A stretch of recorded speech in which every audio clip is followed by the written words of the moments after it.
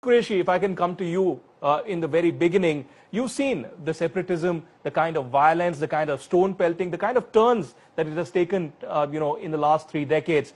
But what do you make out of the statement from Satyapal Malik, the governor of J&K? Do you think he was just trying to provoke, just trying to poke fun at the Hurriyat for being desperate for a dialogue right now? Or do you think he has jumped the gun? Well, Ditya, thank you.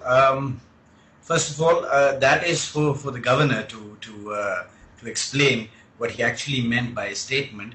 But while taking what he said, that is something we can debate and should debate. First and foremost, let me say that yes, dialogue is the only way to resolve conflicts, whether that's between India and Pakistan or the conflict of Jammu and Kashmir. Then the next question comes, is Hurriyat part of the solution or part of the problem? When Hurriyat, we had it last time, during Ramzan, you have a police officer, a Jammu and Kashmir police officer, a Kashmiri, lynched outside of Mirwai's stronghold, the Jamia Masjid.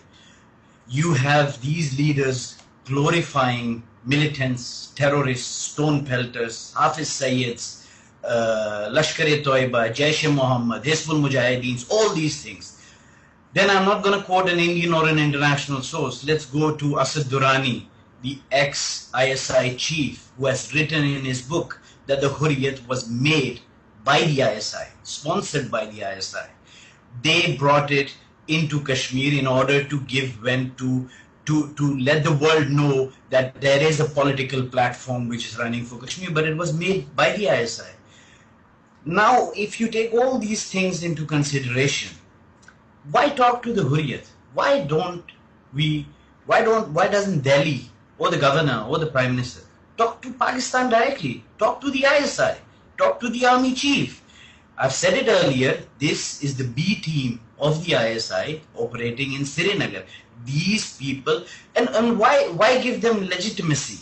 Why invite them for this is the biggest mistake which India has been making all over these years. India is responsible for putting these Hurriyat leaders on our heads because the prime ministers are inviting them once in a while. These Hurriyat, we are as much fed up with these Hurriyat leaders being our so-called representatives as the rest of the people are in the rest of India, and even voices in Pakistan who have said that these are not the legitimate representatives of the people. Why put them again on our head? They glorify stone pelters, they glorify the gun. Their own children are studying outside.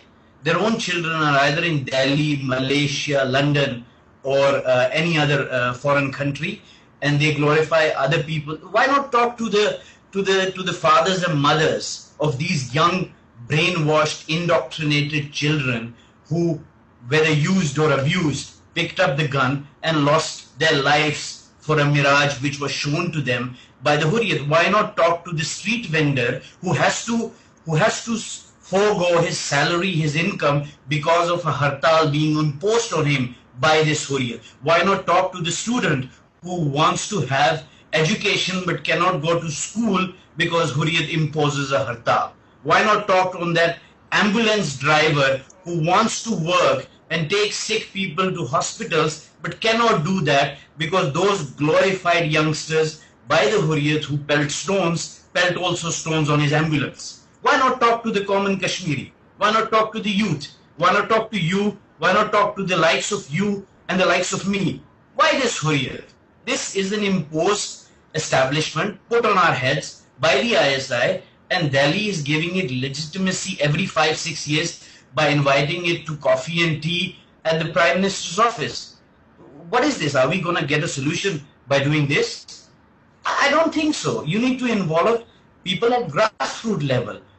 The people in Srinagar, in the valley, have a fear of life. They have to live, they have to operate, they have to go to school.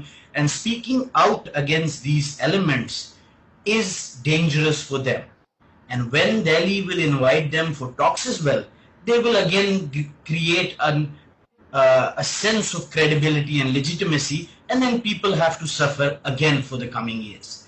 These people are done and dusted with. Fair enough, Junaid Qureshi. Very well said, very boldly said, and I respect and appreciate